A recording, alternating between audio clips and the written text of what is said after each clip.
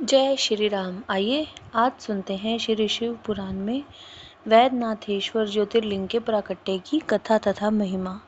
सूत जी कहते हैं, अब मैं वैद्यनाथेश्वर ज्योतिर्लिंग का पापहारी महात्म्य बताऊंगा, सुनो। राक्षस राज रावण, जो बड़ा अभिमानी और अपने अहंकार को प्रकट करने वाला था, उत्तम पर्वत कैलाश पर भक्ति भाव से भगवान शिव की आराधना कर रहा था। कुछ काल तक आराधना करने पर जब महादेव जी प्रसन्न नहीं हुए, तब वह शिव की प्रसन्नता के लिए दूसरा तप करने लगा। पुलत्स्य कुलनंदन श्रीमान रावण ने सिद्धि के स्थान बुध हिमालय पर्वत से दक्षिण वृक्षों से भरे हुए वन में पृथ्वी पर एक बहुत बड़ा गड्ढा खोदकर उसमें अग्नि की स्थापना की और उसके पास ही भगवान शिव को स्थापित करके हवन यज्ञ आरंभ किया। ग्रीष्म ऋतु में वह 5 अग्नियों के बीच में बैठता, वर्षा ऋतु में खुले मैदान में चबूतरे पर सोता और शीतकाल में जल के भीतर खड़ा रहता। इस तरह 3 प्रकार से उसकी तपस्या चलती थी। इस रीति से रावण ने बहुत तप किया तो भी दुरात्माओं के लिए, जिनको रिझाना कठिन है, वे महेश्वर परमात्मा उस पर प्रसन्न नहीं हुए। तब महामनस्वी दैत्य राज रावण ने अपना मस्तक काटकर शंकर जी का पूजन आरंभ किया। विधि पूर्वक शिव की पूजा करके वह अपना एक एक सिर काटता और भगवान को समर्पित कर देता था। इस तरह उसने क्रमशः अपने 9 सिर काट डाले। जब एक ही सिर बाकी रह गया, तब भक्त वत्सल भगवान शंकर संतुष्ट व प्रसन्न हो वहीं उसके सामने प्रकट हो गए। भगवान शिव ने उनके सभी मस्तकों को पूर्ववत निरोग करके उसे उसकी इच्छा के अनुसार अनुपम उत्तम बल प्रदान किया। भगवान शिव का कृपा प्रसाद पाकर राक्षस रावण ने नतमस्तक को हाथ जोड़कर उनसे कहा, देवेश्वर प्रसन्न होइए, मैं आपको लंका में ले चलता हूँ। आप मेरे इस मनोरथ को सफल कीजिए, मैं आपकी शरण में आया हूँ। रावण के ऐसा कहने पर भगवान शंकर बड़े संकट में पड़ गए और अनमने होकर बोले, राक्षस राज, मेरी सारे गर्भित बात सुनो।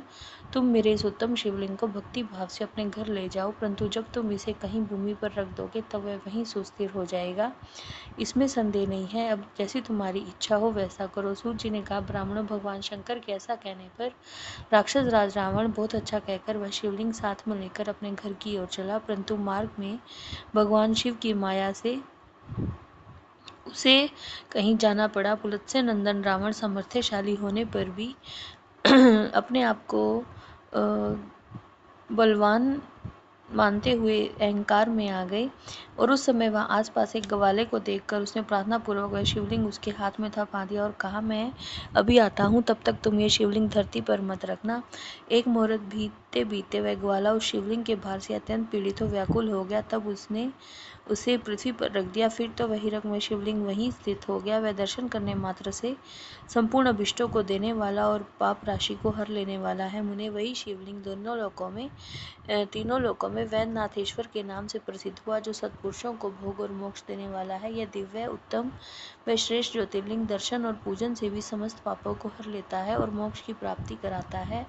यह शिवलिंग जब संपूर्ण लोकों के हित के लिए वहीं स्थित हो गया, तब रावण भगवान शिव का परम उत्तम वर पाकर अपने घर को चला गया। वहां जाकर उस महान असुर ने बड़े हर्ष के साथ अपनी रानी मंदोदरी को सारी बातें बताई। इंद्र आदि संपूर्ण देवताओं और निर्मल मुनियों ने जब यह समाचार सुना, तब वे परस्पर सलाह करके वहां आए। तब उन सब का मन भगवान शिव में लगा हुआ था। उन सब देवताओं ने उस समय बड़ी प्रसन्नता के साथ शिव का विशेष पूजन किया। वहां भगवान शंकर का प्रत्यक्ष दर्शन करके देवताओं ने उस शिवलिंग की विधिवत स्थापना की और उसका वैद्यनाथ नाम रखकर उसकी वंदना और स्तवन करके स्वर्ग लोक को चले गए। ऋषियों ने पूछा, सूत जी, जब वह शिवलिंग वहीं स्थित हो गया था और रावण अपने घर को चला गया था, तब वहां कौन सी घटना घटित हुई, वह आप बताइए। सूत जी ने कहा, ब्राह्मणों, भगवान शिव का उत्तम वर पाकर महान असुर रावण अपने घर को चला गया। वहां उसने अपनी मंदोदरी से सब बातें कही और वह अत्यंत आनंद का अनुभव करने लगा। इधर इस समाचार को सुनकर देवता घबरा गए कि पता नहीं यह देवद्रोही माधुष रावण भगवान शिव के वरदान से बल पाकर क्या करेगा। उन्होंने नारद जी को भेजा। नारद जी ने रावण से कहा, तुम कैलाश पर्वत को उठाओ तो पता चलेगा कि शिव जी का दिया हुआ वरदान कहाँ तक सफल हुआ। रावण को यह बात जच गई। उसने जाकर कैलाश को उखाड़ा, जिससे सारा कैलाश हिल गया। तब गिरिजा के कहने से महादेव जी ने रावण को घमंडी समझकर श्राप दे दिया। महादेव जी ने कहा, अरे दुष्ट भक्त, दुर्बुद्धि रावण, तू अपने बल पर इतना घमंड मत कर। तेरी इन भुजाओं का घमंड चूर करने वाला वीर पुरुष शीघ्र ही इस जगत में अवतीर्ण होगा। सूत जी ने कहा, इस प्रकार वहां जो घटना हुई उसे नारद जी ने सुना। रावण भी प्रसन्नचित्त हो जैसे आया था उसी अपने घर को लौट गया। इस प्रकार मैंने वैद्यनाथेश्वर का महात्म्य बताया है। इसे सुनने वाले मनुष्यों का पाप भस्म हो जाता है। जय श्री राम।